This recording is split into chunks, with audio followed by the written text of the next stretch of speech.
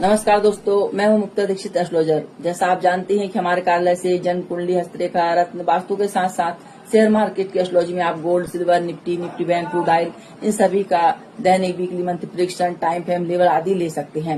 लेकिन आप लोगों को यहाँ पर यह जानकारी दे रही हूँ कि 20 नवंबर से 5 दिसंबर के बीच में बड़ी स्थितियां घटित हो सकती हैं। जैसा कि अमेरिका जैसे देशों में हमें विशेष राज विग्रह देखने को मिल सकते हैं। आतंकी घटनाएं अपना कुकृत्य रच सकती हैं। विदेशी सीमाओं पर वाद विवाद बढ़ने की संभावना बन सकती है।